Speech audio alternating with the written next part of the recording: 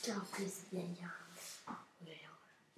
la cultura, esatto, la cultura ragazzi è il nostro contenuto, come l'arte, la storia, il contenuto, la cultura, sì, esatto, vero? Vero Cristiano, vero Bogni? Sono vero queste cose che hanno detto con la cultura, vero ragazzi?